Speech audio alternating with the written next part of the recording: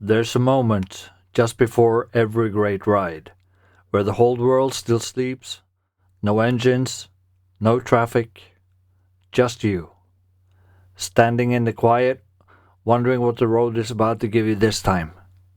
I've learned that motorcycles don't just take you somewhere. Sometimes they take you back to yourself.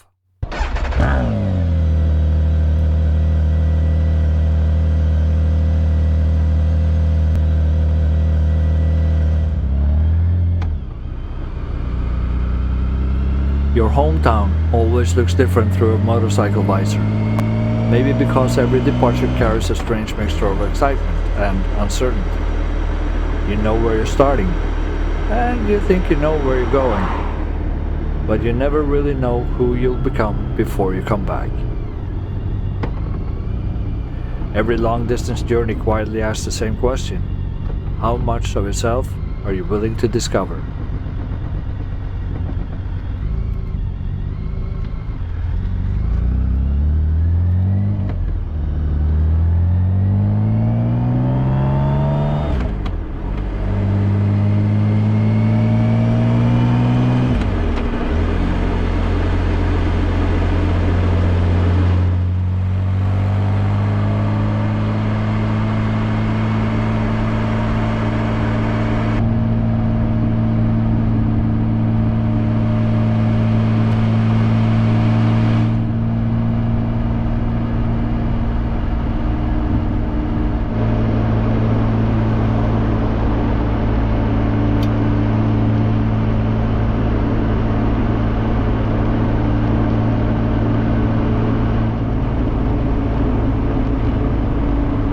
People often ask why we ride these ridiculous distances, thousands of kilometers through rain, cold, wind, exhaustion. They think it's only about endurance, about proving something, about collecting certificates, but they're looking in the wrong direction. Long distance riding isn't really about the distance alone. It's about freedom, the kind that only exists when there are no meetings waiting, no phones ringing, no expectations, just the rhythm of an engine and the endless line painted down the middle of the road. Somewhere between every fuel stop, life becomes wonderfully simple.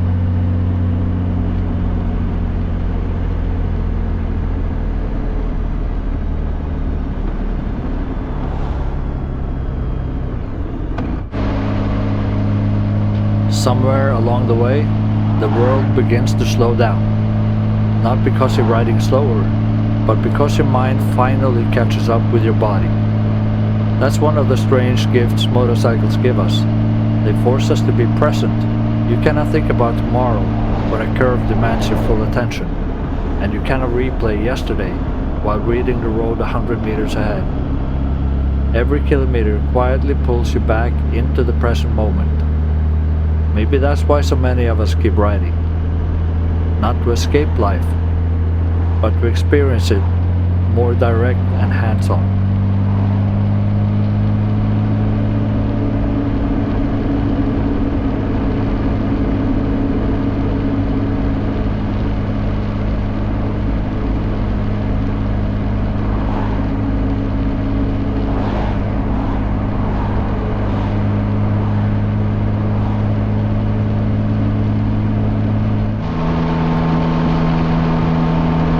People see motorcycles as machines. Riders know better.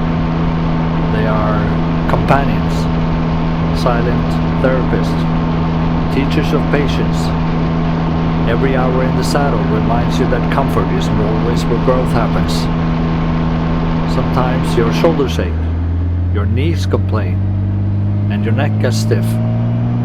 And the wind never stops trying to push you backwards. Yet somehow, you keep moving forward. And maybe that's one of life's greatest lessons.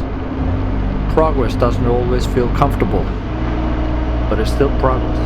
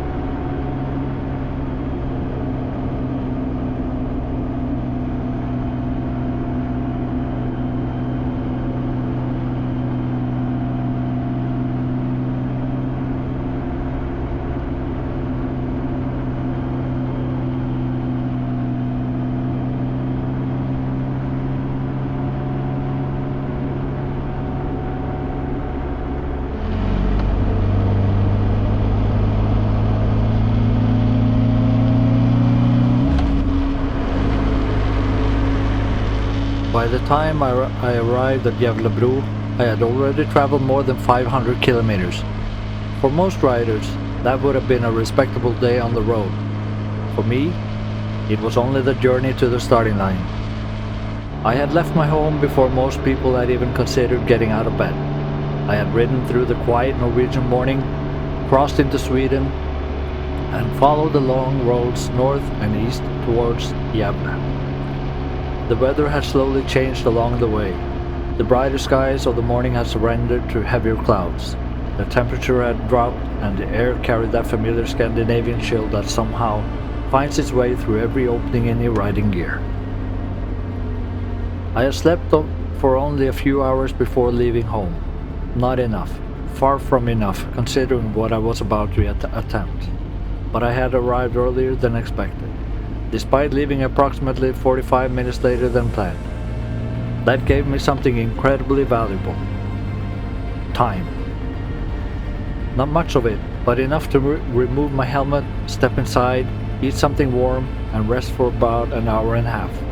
The motorcycle stood outside among trucks, cars, and travelers going in every possible direction.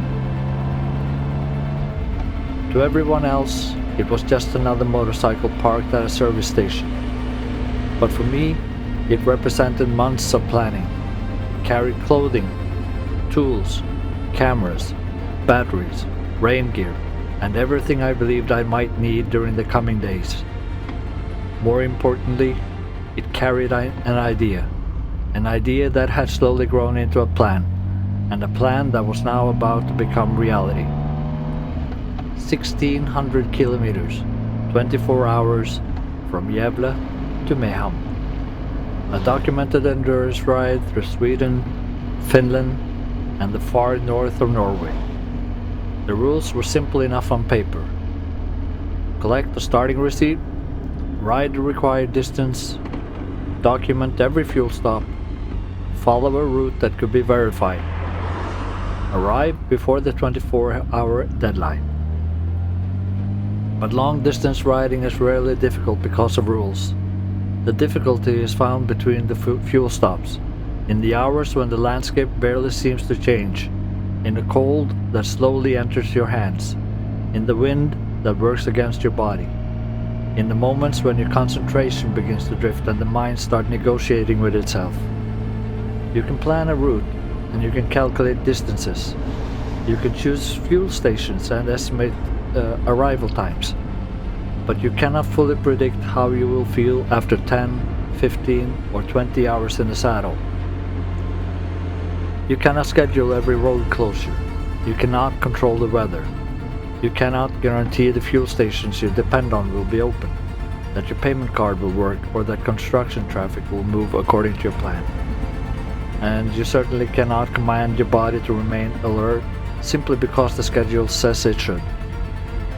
That is why the real starting line of a long-distance ride is not painted on the ground. It exists inside your mind. It is the moment when you understand the risk, recognize the uncertainty, and still make the conscious decision to begin. Not recklessly, not blindly, but with respect.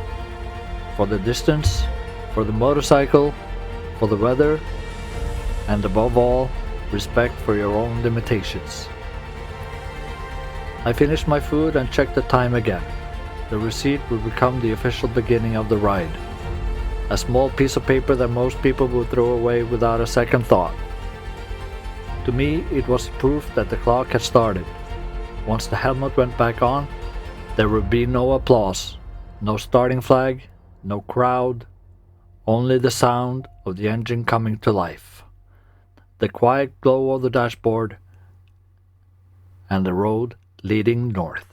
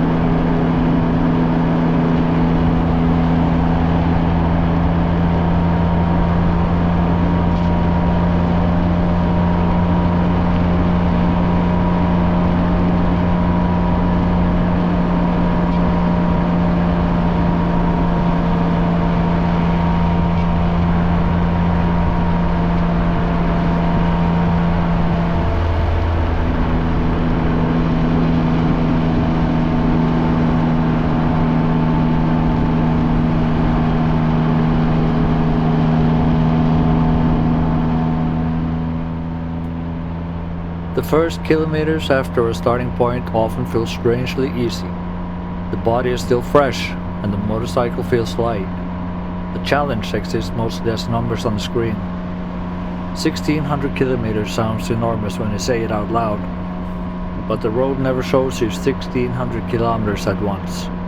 It only gives you the next curve, next junction, the next fuel stop, the next town. Perhaps that is one of the reasons we ride motorcycles. Life can feel overwhelming when we see everything at the same time. Responsibilities, work, bills, expectations, relationships, losses, unanswered questions, plans that never became reality, dreams that were postponed because the timing never seemed right. On a motorcycle, the world becomes smaller, not less meaningful, just clearer. For the next few hours, you do not need to solve your entire life. You only need to operate the machine, read the road, watch the traffic, manage your speed, feel what the tires are telling you, notice the wind, recognize the first signs of fatigue. The motorcycle demands that you exist in the present. It does not care about the conversations you should have handled differently 5 years ago. It does not care about tomorrow's schedule. It does not ask what other people think of you. It asks only one question. Are you paying attention? Many riders describe motorcycling as freedom. That word is used so often that it can begin to sound like a cliché. But freedom on a motorcycle is not simply the ability to travel wherever you want. Real freedom is often much quieter. It is the temporary absence of everything competing for your attention. It's a stretch of road where nobody needs anything from you. No phones ringing, no messages that require an immediate answer, no room full of voices, no pressure to explain yourself, only the steady rhythm of the engine and the view through the visor. For many men, that silence matters more than that we are willing to admit. We are not always good at explaining what we carry. We often learn early that problems should be solved privately, that uncertainty should be hidden, that pain becomes easier to manage if we simply continue working. So we continue. We go to work, we provide, we help others, we repair what is broken. We say that everything is fine, and sometimes it is fine, but sometimes it's not. The problem is that after repeating the words long enough, even we may stop recognizing the difference. A motorcycle does not replace friendship, conversation, or professional help. It cannot repair every wound. It cannot remove grief. It cannot undo what would happen. But it can create a space where thoughts are finally allowed to become visible. On the road, feelings that were buried under daily routines may slowly rise to the surface. Not always dramatically. Sometimes they appear as a memory, a name, a place you have not thought about in years, a moment of regret, a feeling of gratitude, a sudden realization that you are happier than you thought, or perhaps that something in your life needs to change. There is nowhere to run from those thoughts inside a helmet, and perhaps that is part of the healing. The road does not force an answer. It simply gives the question enough silence to be heard. As the kilometers passed beneath me, Gävle disappeared behind the horizon. The official ride had begun. But the deeper journey had started long before I reached the fuel pump.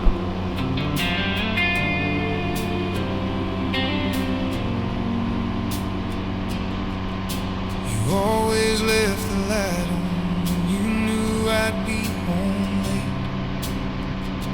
Said it made the darkness softer, made the night a little straight.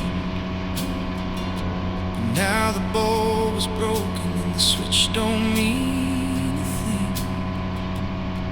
and I'm left with all the shadows that your leaving chose to bring.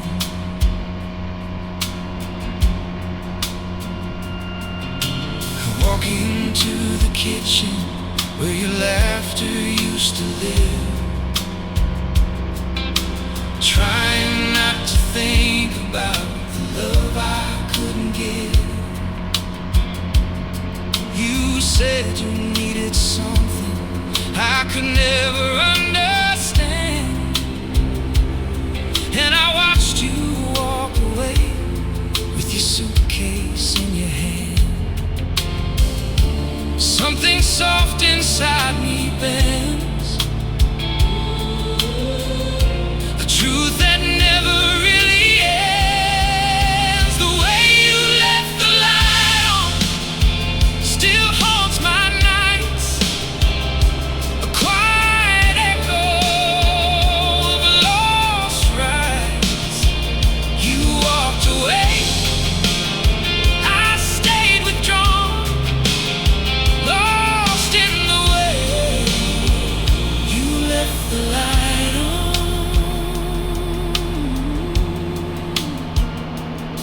I've been learning how to stand without your shadow next to mine, trying not to fall apart each time I cross a line.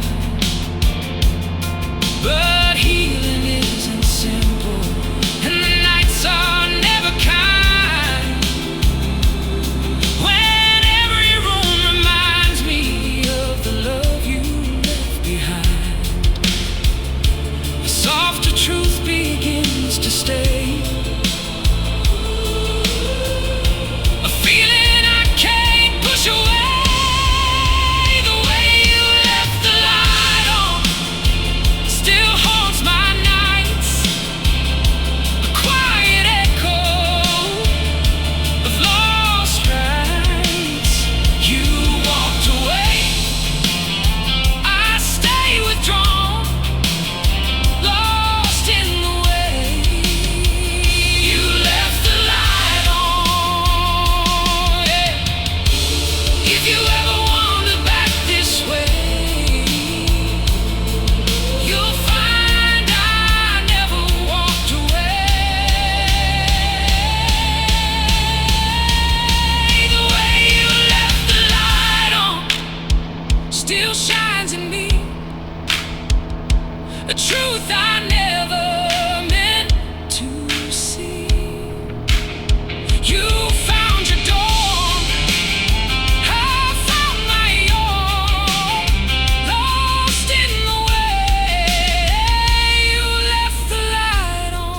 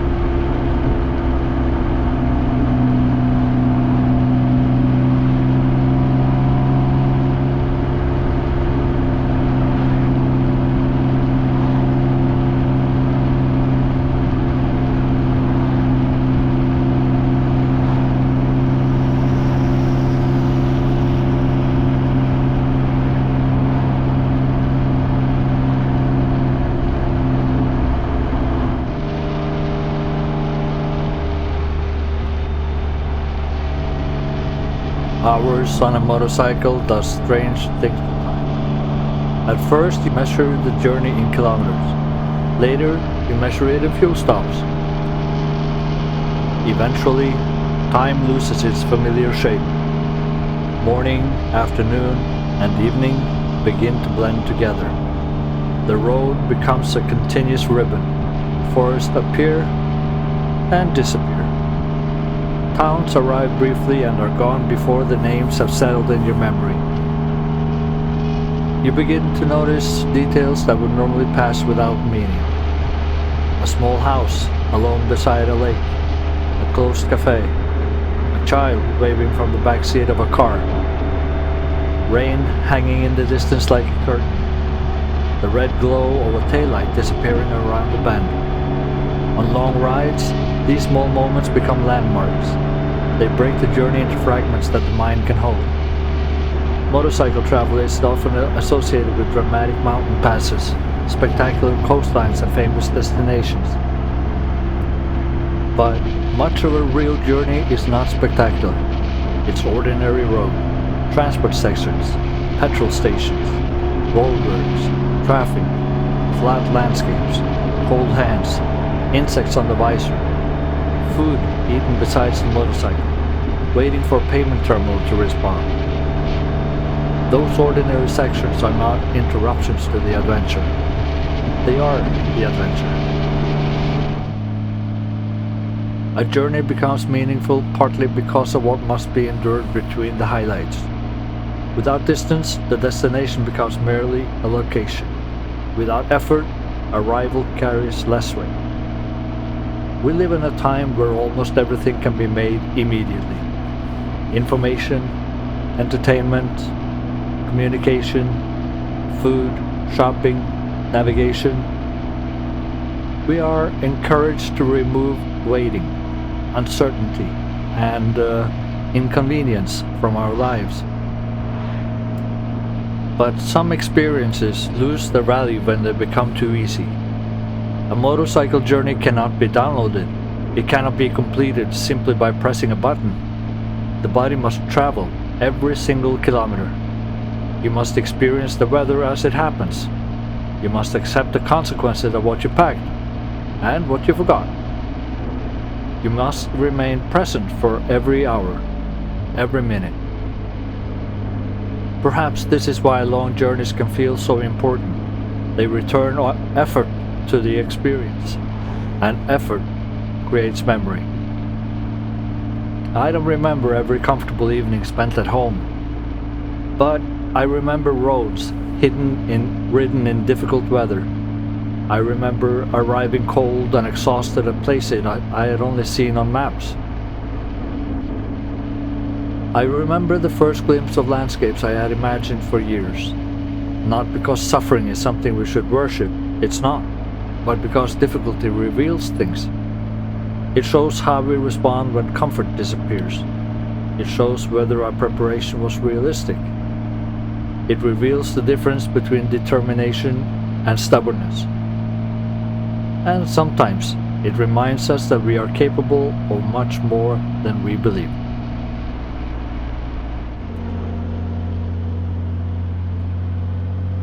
The distance to Mehamn was slowly becoming smaller, but the body does not experience progress in the same way as a GPS. The screen shows a number decreasing. The body feels every vibration, every gust of wind, every hour inside the same riding position. I shifted my weight, relaxed my grip, moved my feet, checked the mirrors, watched the road, repeated.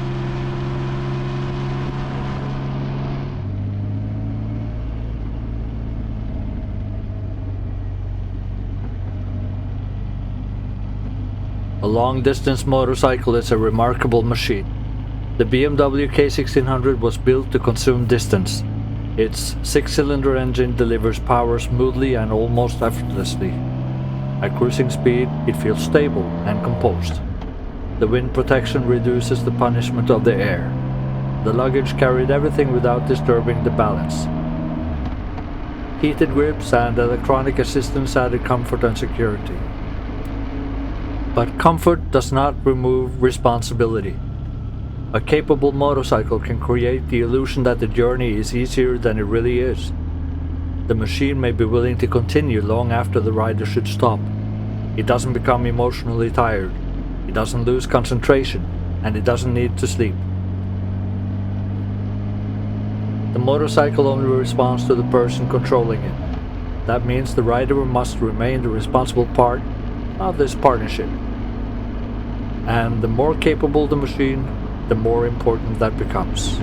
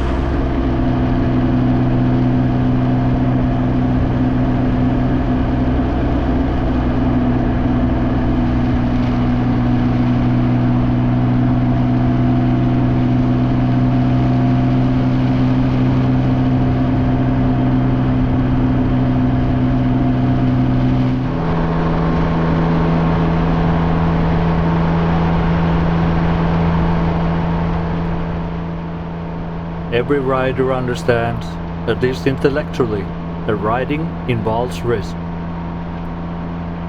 The difficult part is keeping that awareness alive without allowing it to become fear. Fear makes the body rigid. It narrows vision. It can cause hesitation at exactly the wrong moment. But ignoring danger is equally destructive. The answer lies somewhere between the two. Respect without panic, and confidence without arrogance.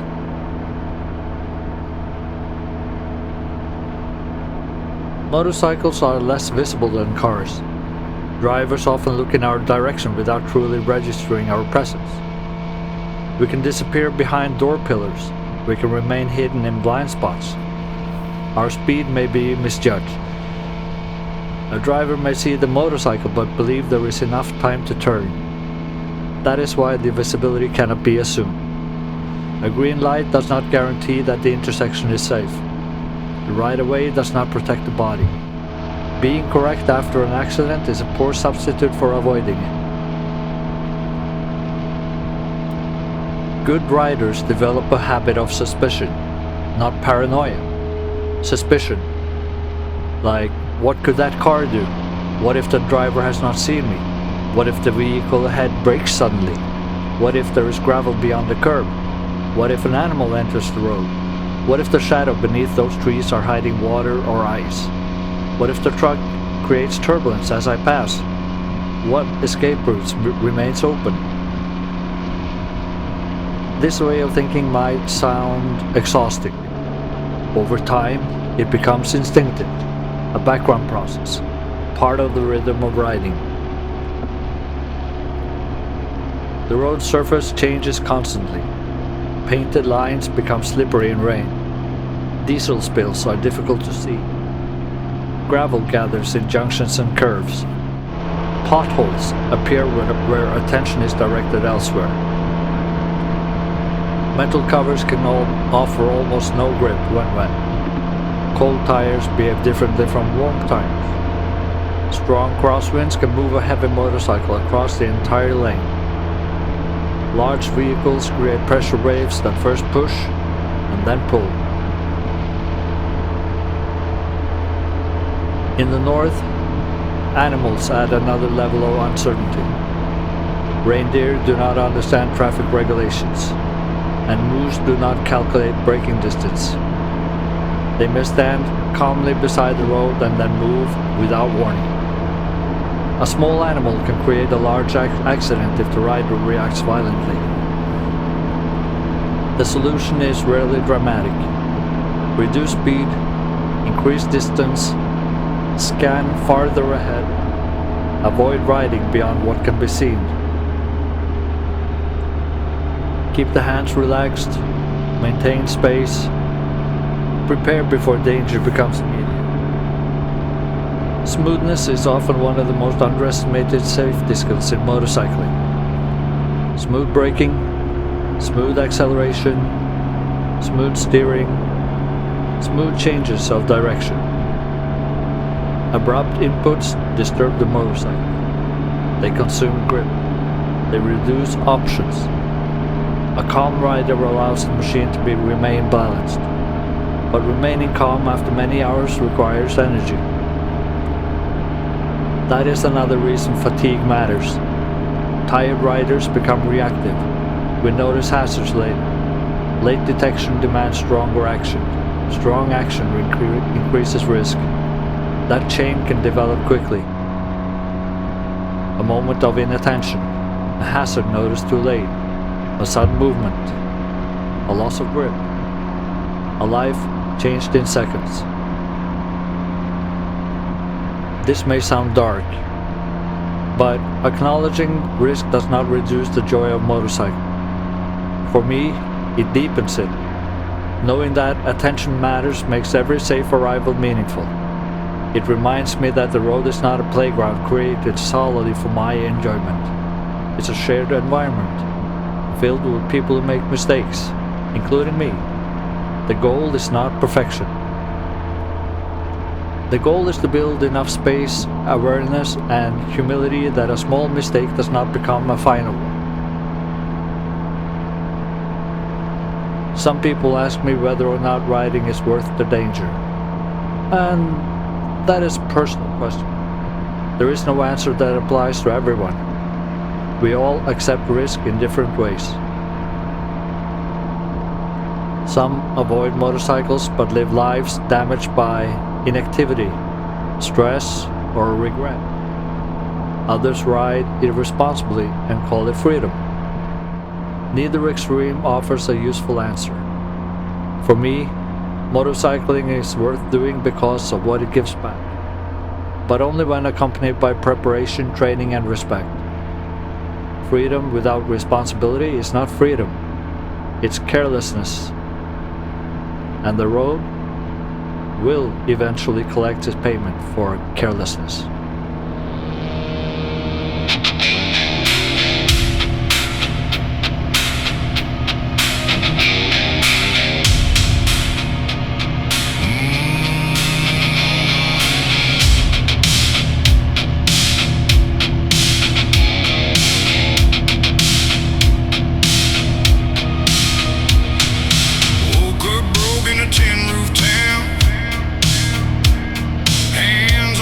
Still moving.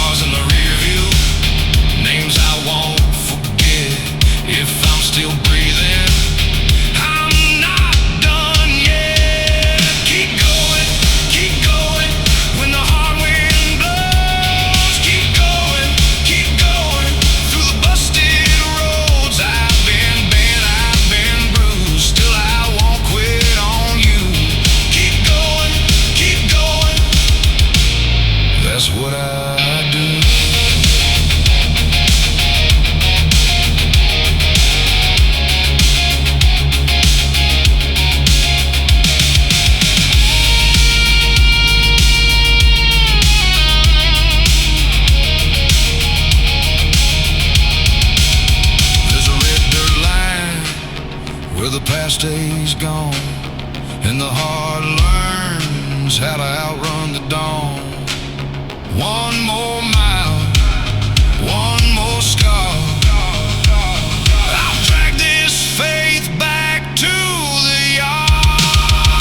Keep going, when the hard wind blows. Keep going, through the busted roads. I've been bent, I've been bruised, still I won't quit on you. Keep going, that's what I do. Keep going, till I make it through.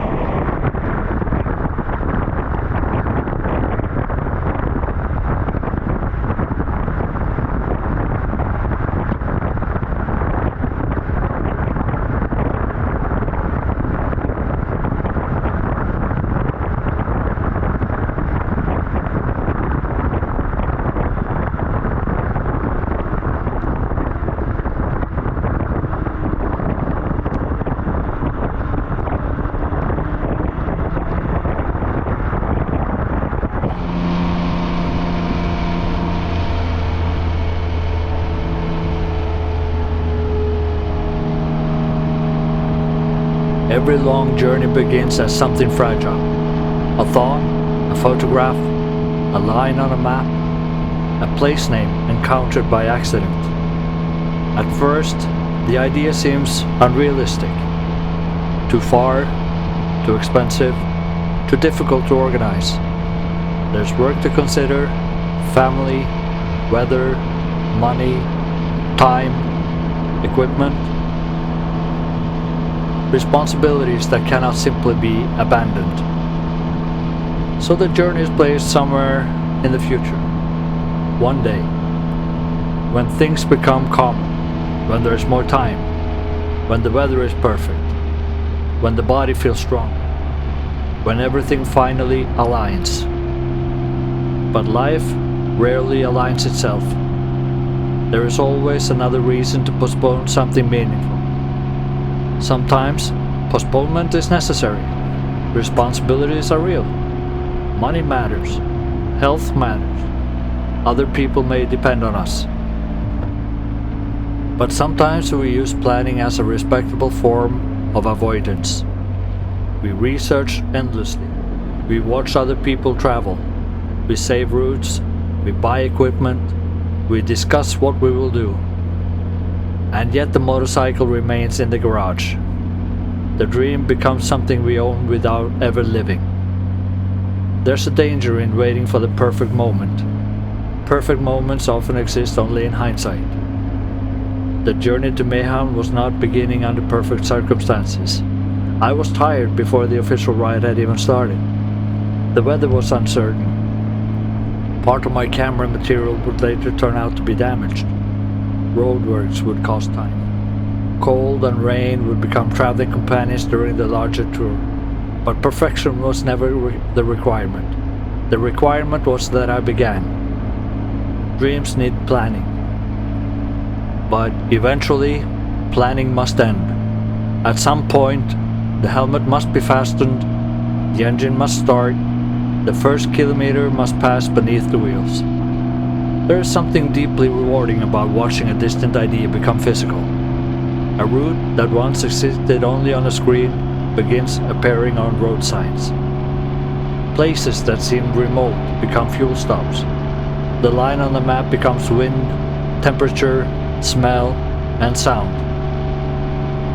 The distance becomes something held in the body. This is one of the greatest gifts of travel. It transforms imagination into memory. And memory becomes part of who we are. Material things lose their shine. Equipment is replaced. Motorcycles are eventually sold. Cameras fail. Files become corrupted. But the experience remains. Not perfectly, memory changes with time. Details fade, yet certain moments remain untouched. The first view. The unexpected kindness of a stranger. The loneliness of a road after midnight. The relief of finding fuel. The sound of the engine in an empty landscape. The feeling of arriving somewhere you once believed was too far away. Those moments become internal landmarks. We return to them when life becomes smaller, when routines become heavy, when we need evidence that another version of ourselves exists. The person who left you, the person who endured, the person who crossed the distance, the person who did not wait forever. Motorcycling gives us stories, not stories designed to impress other people.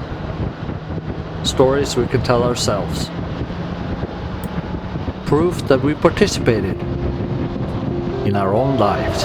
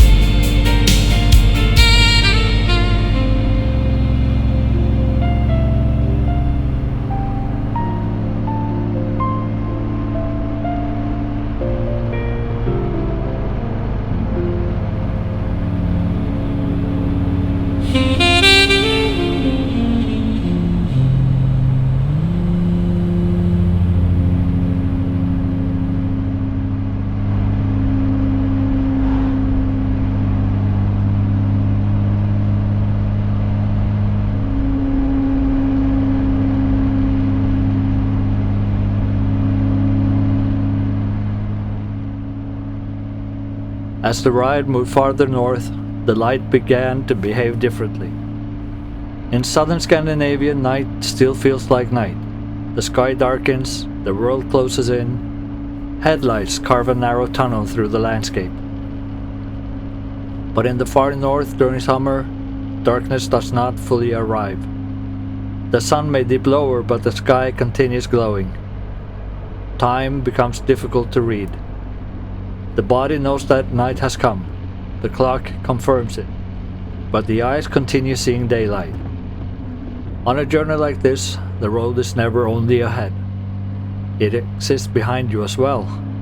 Every kilometer completed becomes a part of the story. The midnight light created a strange atmosphere. It felt peaceful, almost dreamlike. But the beauty of the light could not remove the fact that the body was traveling through the hours normally reserved for sleep. This is where discipline becomes especially important. The visual world may suggest daytime. The biological clock knows better. Alertness naturally falls during the night. Reaction time slows. The body expects rest. Cold may increase. Traffic becomes lighter, which can feel safer, but also removes stimulation. Long empty sections can become hypnotic. The steady engine, the repeated road markings, the unchanging distance between trees, the soft vibration through the handlebars, everything can begin to feel too calm. A rider must recognize when calm becomes dangerous.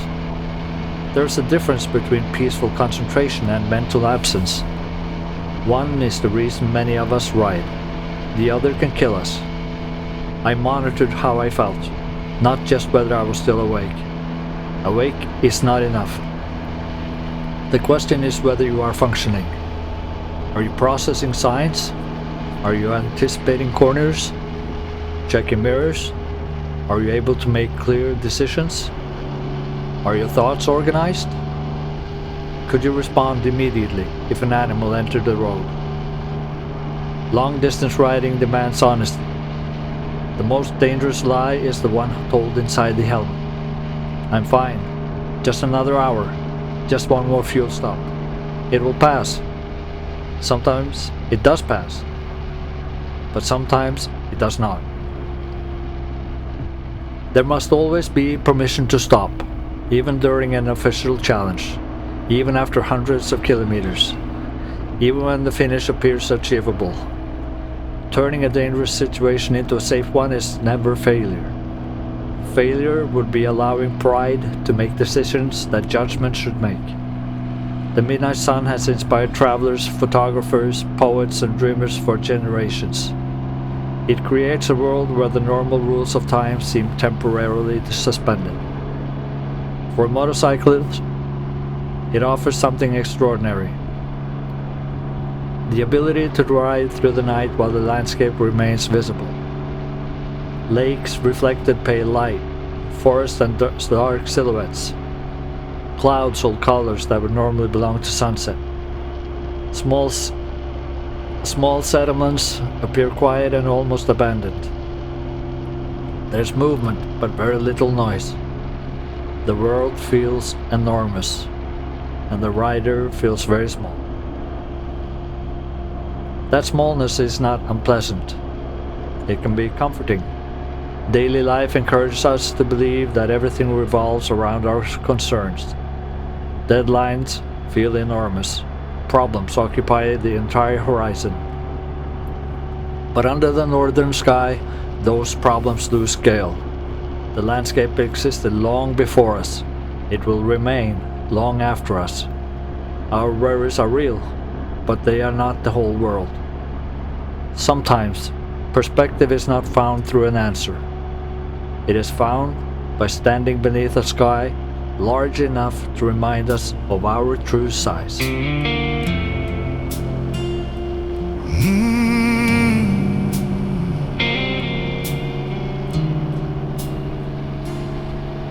I used to hear your laughter echo softly through the night, but now the darkness feels much heavier without your light.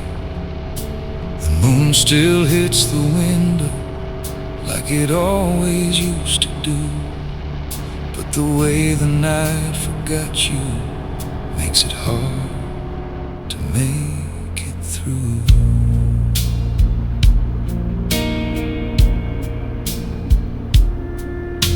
I walk the empty hallway where your footsteps used to fall, and the shadows on the ceiling don't look familiar at all. I try to keep from breaking, try to hold myself in place, but the night keeps showing memories I'm not ready to face. Something quiet stirs inside my chest, a truth I never could confess. I breathe it in, let it pull me through. The way the night forgot you, the way the night forgot you still haunts my sleep. A promise I could never keep. You walked away, I stayed untrue,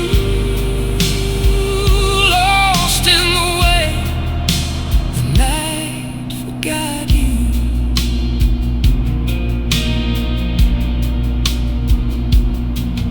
I've been learning how to stand without your shadow next to mine, trying not to fall apart each time I cross a line. But healing isn't simple, and the nights are never kind, when every hour reminds me of the love you left behind. The soft truth begins to stay, a feeling I can't push away. The way the night forgot you still haunts my sleep. A promise I could never keep. You walked away, I stayed untrue, lost in the way the night forgot you.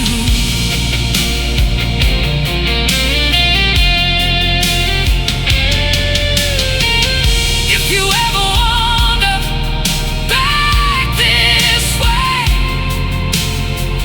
you'll find I never walked away.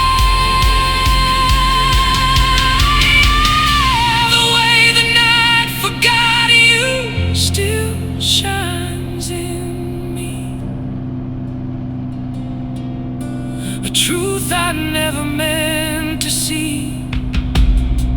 You found your dark, I found my blue, lost in the way the night forgot you.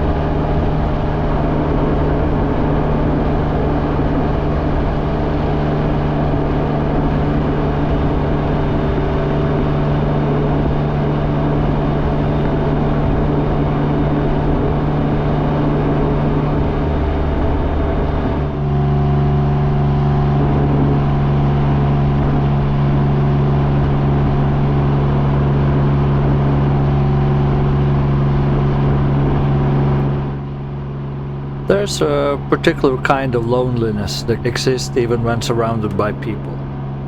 It is the loneliness of feeling responsible for remaining strong. Many men learn to communicate through activity. We work together, repair things together, drive together, ride together. We may discuss machines, routes, weather, and equipment more easily than we discuss fear, grief, or self-doubt. This does not mean men have no emotions. It means many of us were never taught a comfortable language for them. We may recognize sadness only when it becomes anger. We may describe anxiety as stress. We may call exhaustion laziness. We may carry grief as silence. And we may wait until something breaks before admitting that we were struggling. Motorcycling can become an important space within that silence, but it can also become a hiding place. There's a difference. A motorcycle can help you process difficult thoughts. It can provide relief. It can restore energy. It can connect you with friends and give structure to days that feel empty. But it should not become the only place where honesty is possible. When the helmet comes off, some thoughts needs to be spoken. To a partner, a friend, family member, colleague, a doctor, or even a therapist. Someone willing to listen without immediately trying to fix everything. We often imagine strength as the ability to carry more. Sometimes strength is recognized by the weight has become too heavy. Sometimes courage is now traveling 1600 kilometers. Sometimes courage is saying 3 words. I need help. The motorcycle community can play a role here. Riders understand that appearance can be misleading. A person may arrive on a beautiful motorcycle wearing expensive equipment and smiling among friends. Nobody sees what happened before the engine started. Nobody knows what waits at home. The person laughing beside the fuel pump may be fighting a battle that has never been mentioned to anyone. We do not need to become therapists for everyone we meet, but we can all become better at noticing. We can ask real questions, not only how are you, but how are you really doing? And then remain present in the moment long enough to hear the answer. Motorcycle friendships often develop differently from other friendships. Hours may pass with very little conversation. 2 riders travel together, each alone inside a helmet, yet connected through shared movement. A glance in the mirror, a hand signal, stop for fuel, a coffee, a simple question about the next part of the route. Trust grows through small actions. You watch each other in traffic. You wait at junctions. You notice when the other rider becomes slower or less precise. You make sure nobody is left behind. Perhaps those habits can continue beyond the road. Notice, wait, ask. Do not leave someone behind. On this ride, I traveled alone. Solo travel creates independence. Every decision belongs to you. You can stop when you want, change direction, ride longer, rest earlier. There is freedom in that. But solo riding also removes the safety net of another person noticing what you may not recognize yourself. There's nobody beside you to say that you look exhausted. Nobody to question a poor decision.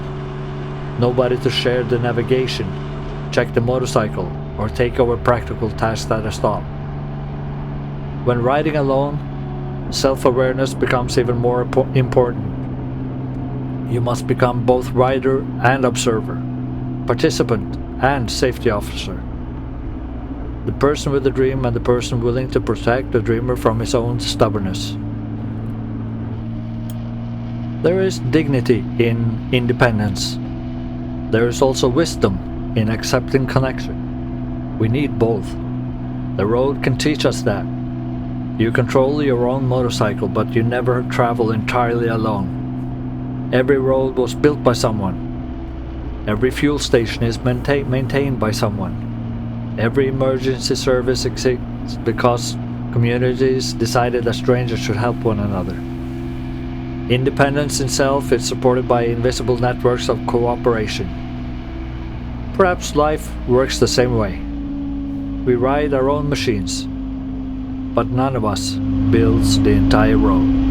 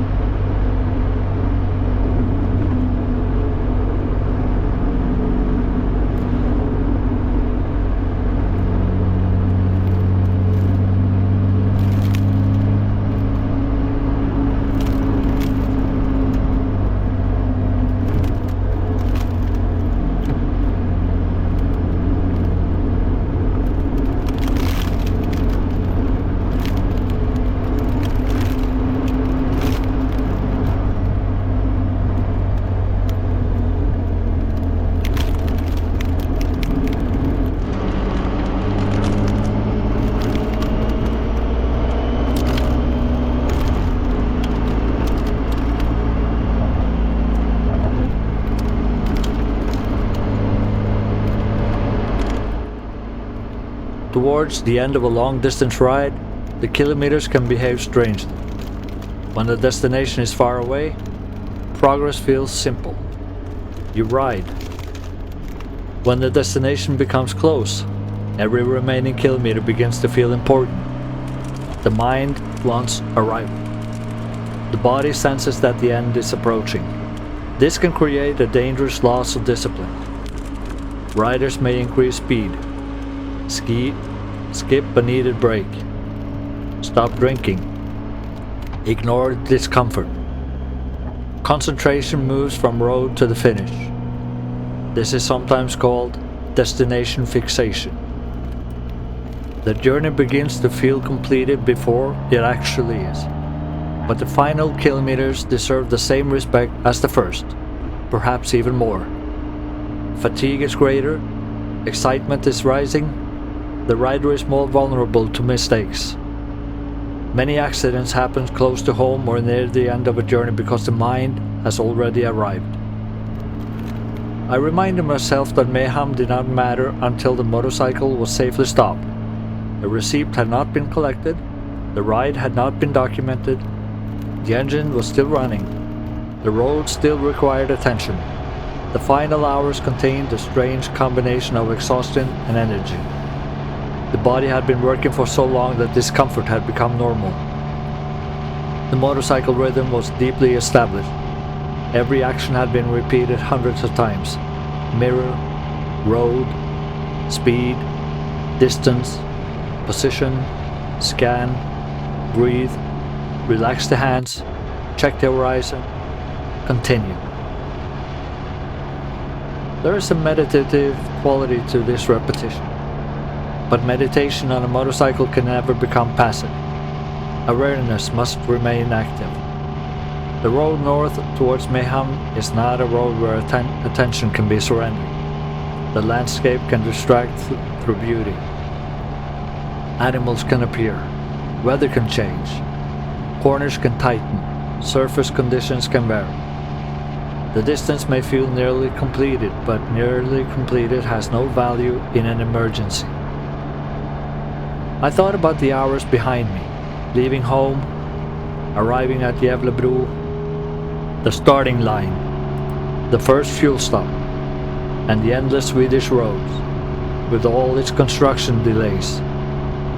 The midnight light, Finland, the crossing into Norway. Every small decision had led to this section of the road. Long-distance rides are often described as tests of endurance, machines, planning, but perhaps they are better understood as collections of decisions. No single moment completes 1600 kilometers. The achievement is built from thousands of ordinary choices. How fast to ride, when to stop, what to eat, whether to add a layer, whether fatigue is manageable, whether the next fuel station is within range, whether to trust the navigation, whether to continue through weather, whether to abandon the attempt. Endurance is not one heroic act, it is repeated judgment. That is true for many difficult things in life. We wait for motivation, a dramatic transformation, a perfect opportunity. But most meaningful change is built quietly. One walk, one conversation, one day without giving up. One decision repeated until distance appears behind us. The motorcycle continued towards the coast. The world felt increasingly remote. Road signs counted down the remaining distance. Each one carried more emotional weight than the last. I was tired. Of course I was tired. There would be something dishonest about presenting the ride as effortless. The challenge had demanded attention, patience, and energy. But beneath the fatigue, another feeling was growing. Gratitude. Gratitude that the motorcycle had performed, that the route remained open, that I had managed the roadworks, that my body was still functioning, that the plan created months earlier was now only a few kilometers from completion.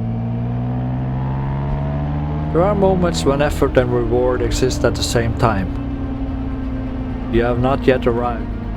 The body wants to rest, but some part of you wishes the moment could last longer, because anticipation exists only before arrival. Once you reach the destination, the dream changes form. It becomes history. For the final kilometers, I tried not to rush. I wanted to see where I was, to understand that this road, this motorcycle, and this tired rider represented something I had chosen. Nobody required me to be there. There was no work assignment, no obligation, no external reason. Only a personal challenge, a destination, a desire to discover what the journey might contain. That freedom is easy to underestimate. The ability to choose a difficult thing for no reason other than that it matters to you. Not everything valuable needs to be productive. Not every journey needs to create profit. Not every hour must be efficient. Some things deserve to exist because they make us feel alive.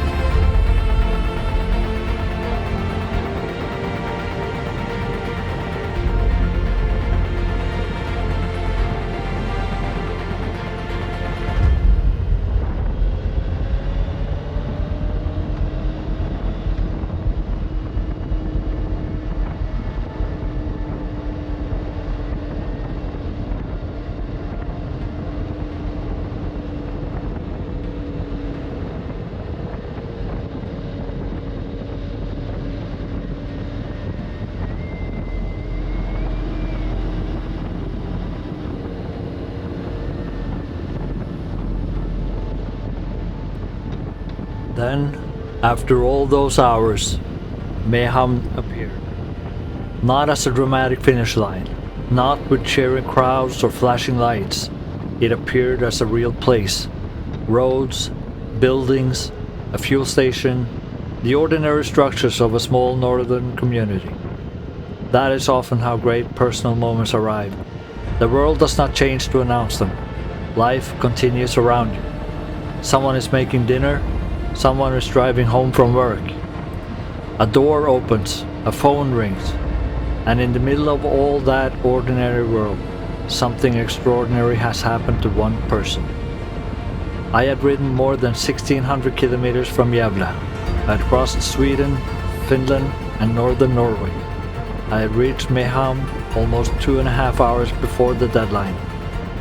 The motorcycle rolled to a stop. The engine became silent. After so many hours of continuous sound, silence felt physical. I removed my gloves, used the fuel pump, waited for the receipt, the same routine as before. But this receipt was different. It marked the end. Date, time, location. Evidence that the road had been completed within the required period. A small piece of paper holding an enormous amount of effort. There was relief, pride, fatigue, but not the explosive celebration people might expect. Long journeys often end quiet. The body does not immediately understand that it can stop.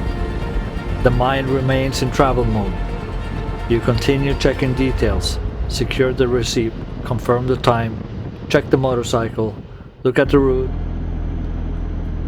Only gradually does the reality settle. It's done.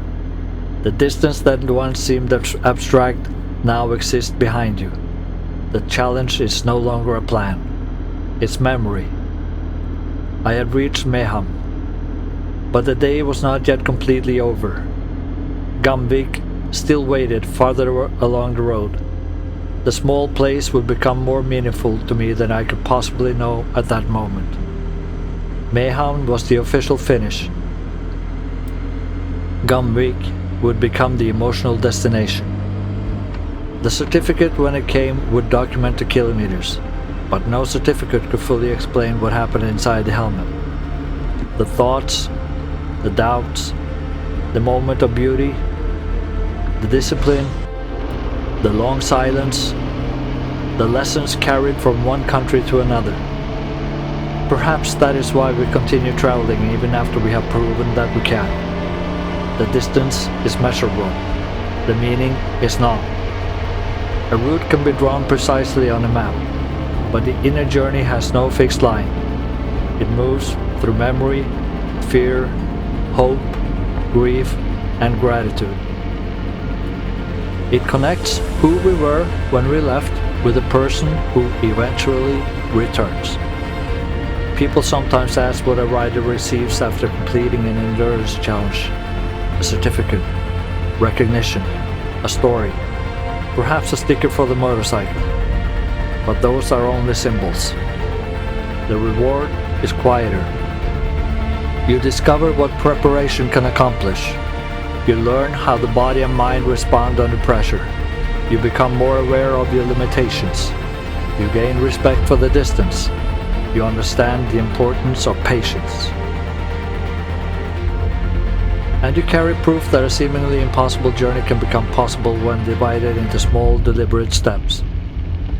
It should do the opposite. It should increase humility. Success does not guarantee that the next journey will be safe. Experience does not eliminate risk. A skilled rider can still make a mistake. A well-maintained motorcycle can still fail. Weather can still overwhelm preparation. Every departure begins again at zero.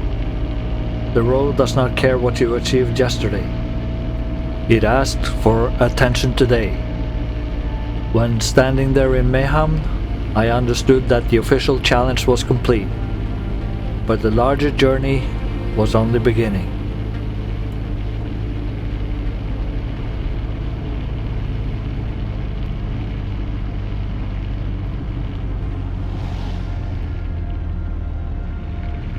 Some moments belong only to the person who lived them. The midnight sun and rain, the empty road, the sound of the six-cylinder engine after midnight, the exhaustion, the quiet satisfaction of knowing that I had not waited for the perfect moment. I had started when it was right for me. One continuous ride through the Scandinavian night, from Gävle to Mehamn. The destination had been reached. I was finally here.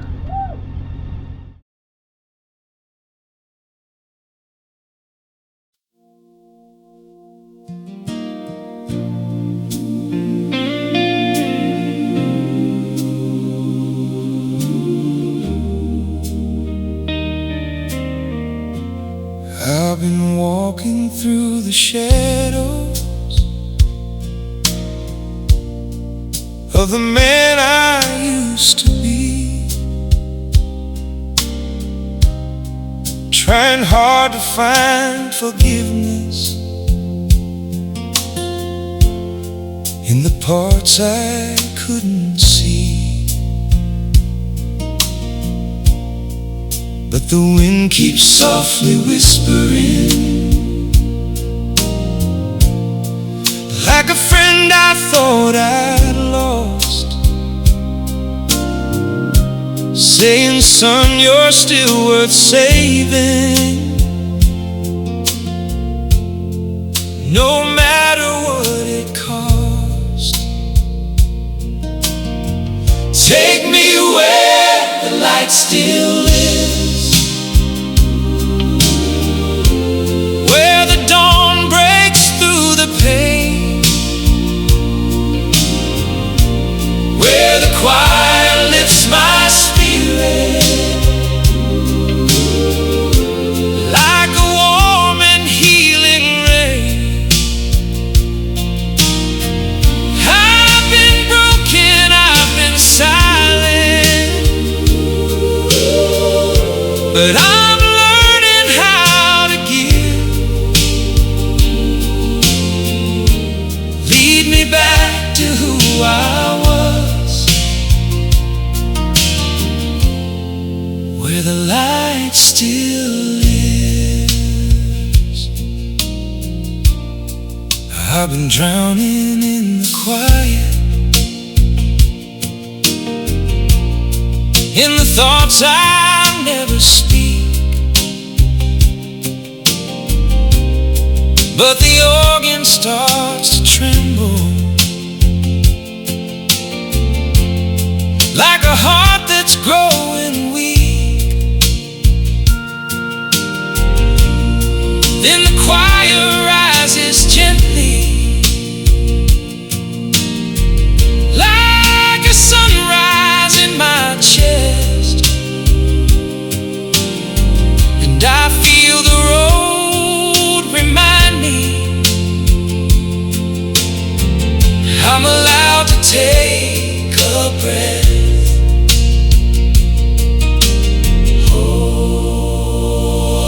Hold on, hold on. You're strong.